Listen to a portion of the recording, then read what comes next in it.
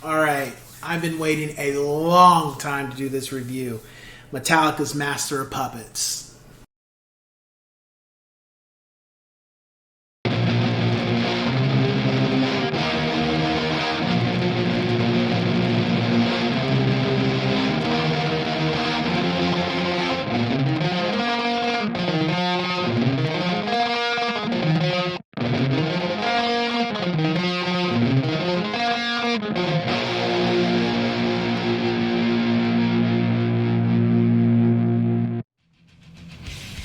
What's going on, ladies and gents in Cyberland? Coming back to you with another album review, and this time we're on to the album that changed everything for metal, in my opinion.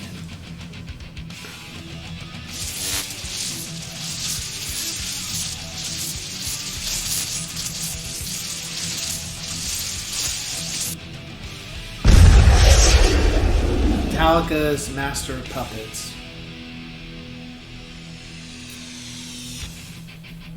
What can I say that hasn't been said before about this album? So,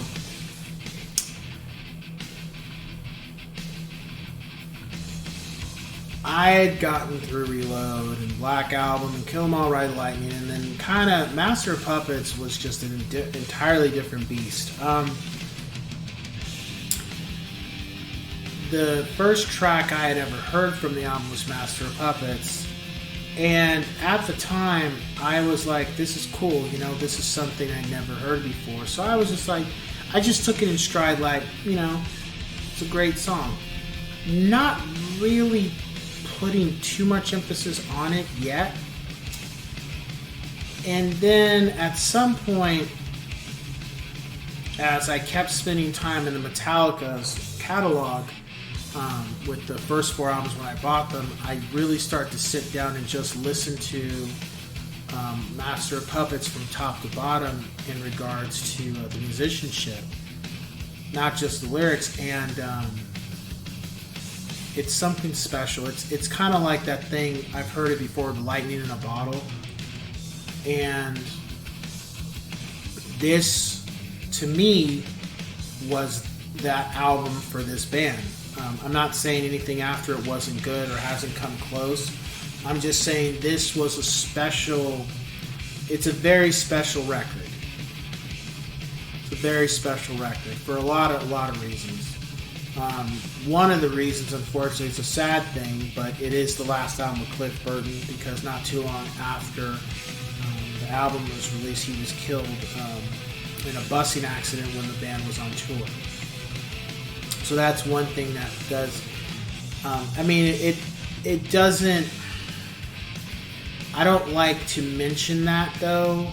I'm just saying it's special because of that, but I don't like to emphasize that, because it's almost sounding like it can come off like, Metallica hasn't done anything great since Cliff Burton died, kind of thing. Some people can interpret that, and that's not what I'm saying at all.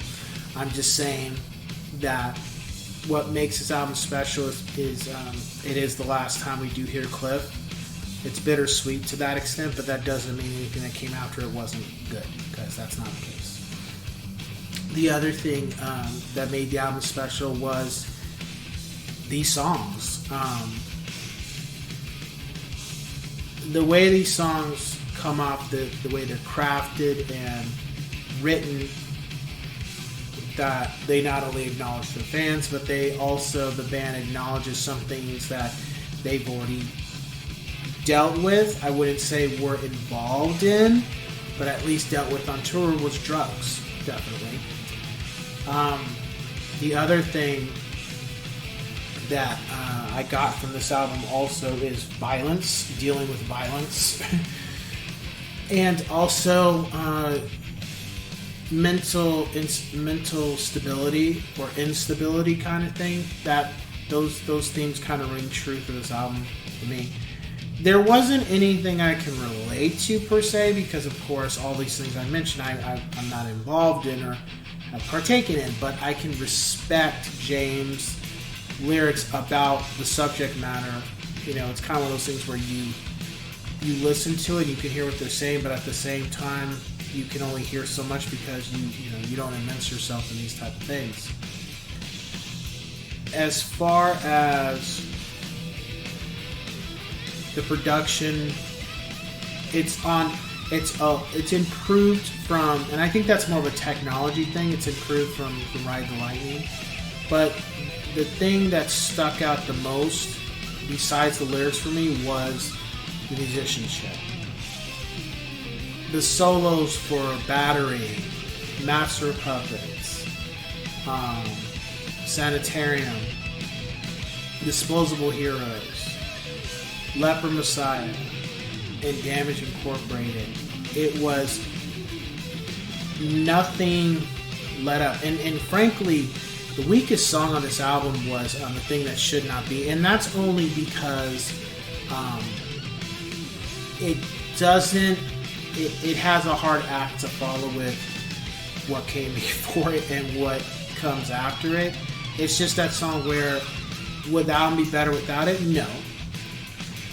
But it's the weaker of the bunch. Like, every other track is better than that track, and it's still an excellent track. I mean, every track on here is excellent. There's not one track that's subpar. It's just The Thing That Should Not Be has a lot of other songs that kind of kick it down a notch. But that doesn't discredit that it's a good song. It's just the other songs are just, it's hard to compete. That's the right way to say it. It just has a hard time trying to compete with the other songs in regards to greatness. It's hard for me to say what is the best. Like, the more I look at this album and the more I reflect on it, to me, you know, it's a classic 10 out of 10 Yes Sir's album. It doesn't deserve anything but that. And also because of what it was able to do. It was one of those albums that, when it came out, it told pretty much mainstream rock music, fuck you. It was so abrasive and so good that the bands that were being played in that time period couldn't compete with it. I mean, I'll never forget when I watched Beyond the Music about when Ozzy Osbourne talked about Metallica. He literally said, these guys were causing me some problems on stage. Like, I did not want to go on stage after them, kind of thing, every night. And this is Ozzy Osbourne. This is the Prince of fucking Darkness. You know, the guy who really took metal to where it needed to go after Led Zeppelin. And to hear him say that, it is an amazing thing. And this album is just like, it owned every rock band that was around at the time. It owned them. Like, it just owned them. I can't name, I couldn't say there was an album that could compete with Master of Puppets when it came out. Can't name. I'd love for someone to tell me one, because I'd love to hear it, because I can't see it. And it's not because Metallica is my favorite metal band, but it's just the fact of, when you look at when it came out to then, now we're in the 90s and then the 2000s and 2010s and where we're at now, you just look at it and it's just it's lightning in a bottle. It's something very special that has not been fully duplicated, and it doesn't need to be. It needs to have its moment and its time and its place. And then you look at the songs and the way they're written and the way they sound and the way they progress and just all those things with the tracks. It's an amazing feat, and it hasn't been duplicated. And you know, from a musician standpoint,